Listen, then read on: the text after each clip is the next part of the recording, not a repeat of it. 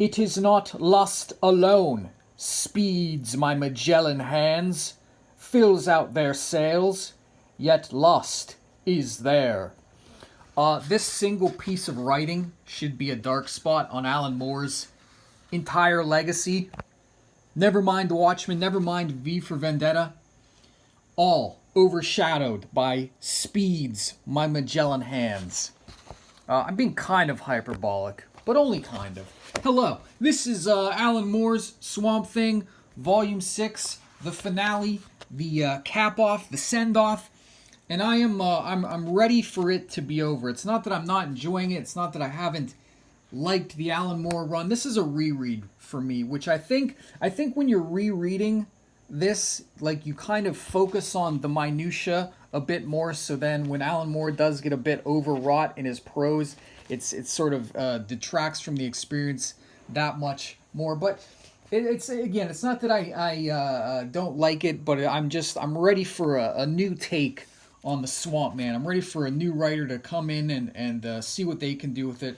Alan Moore he's closed it off pretty good. He's given some nice closure here, a nice the sort of the leave the campsite better than you found it. The philosophy of comic book writing, I think, is a good practice where you you tell your story, you set it up in a nice you give some closure to the next writer, so that when they come in, there's no mess that they have to clean up. Okay, so I don't know if I have much more to say about this volume than I do the others. Really, some great ideas, some great swinging for the fences ideas, sort of hampered by some very overwrought prosaic deviations.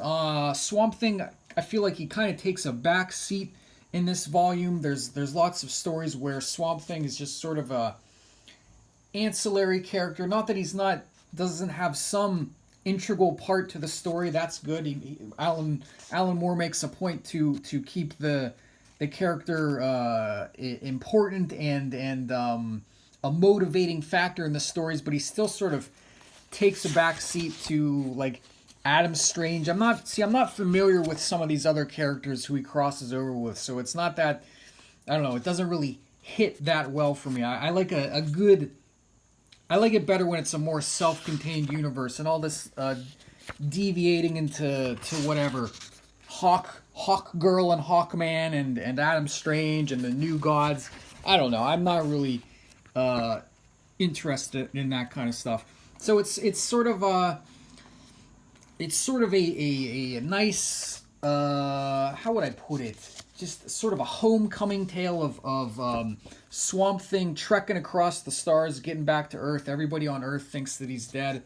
One thing that I'm not sure if I'm 100% on board with is the kind of Swamp Thing seems to have kind of made a total transition from kind of the gothic Edgar Allan Poe type vibe to a more sort of psychedelic, existential sort of hippie type story. And I don't know if I am 100% on board with that transition. I'm wondering if the subsequent writers are able to sort of maybe strike a balance between those two sort of vibes, the sort of gothic horror character and the sort of more trippy whatever star hopping demigod type situation. I wonder if Alan Moore sort of wrote himself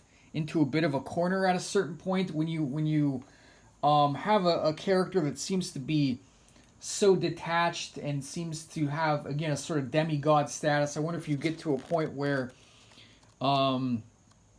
there's only so much of a personal journey maybe you can go with that character. I don't know. Maybe I'm wrong. I guess it's not so much that he doesn't go on a personal journey across the stars to get back to his lady love, but again, it's more that he does sort of take a back seat, it seems, in the narrative. Like, he arrives on this planet, and then because because the planet is full of essentially sentient plant life, he can't. There's nowhere for him to go except to like sort of possess these people. And I like that story. That was a cool one. Green Lantern guy. I don't know. Guy in a chair. I'm not. It's not that I don't like the New Gods. I'm just not familiar with them. I don't know a damn thing about them. What else? Why did I bookmark this? Oh, I bookmarked this because I like this art in the back here. I don't know who this was. The sort of last issue is a kind of art jam thing with a bunch of different artists, it seems, or at least the one or two.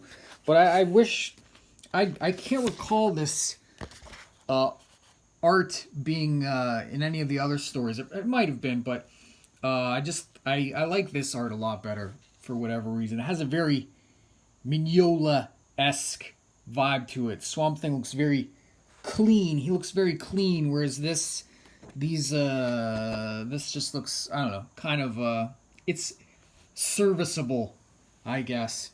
Okay, so in finishing, here's one thing that I didn't really like is Swamp Thing returns to Earth, and the first thing that Swamp Thing does, I think this is even before he returns to his lady love, he gets revenge on the people who killed him in the first place, which I didn't find especially heroic or endearing. I don't really find it too endearing for a demigod creature who essentially can't really die to come back and just murder these dudes. I don't know. It's whatever. The story, it has some nice closure. You get this guy who his wife was killed by radiation. You get Abby Arcane meeting with her father, the Patchwork Man. Again, you get some nice closure here. Okay, yeah. What was I gonna say? Oh, so like, yeah, my opinion on the Alan Moore run as a whole. It's great in that it expands on the character. It takes the character to new and exciting directions. It gets the character kind of out of... I feel like the character was in a bit of a rut previous to this. The character was spinning its wheels at a certain point, and he was able to expand on the character, take it into new and exciting places. There's a lot of real great swinging for the fences ideas, lots of big ideas, lots of big...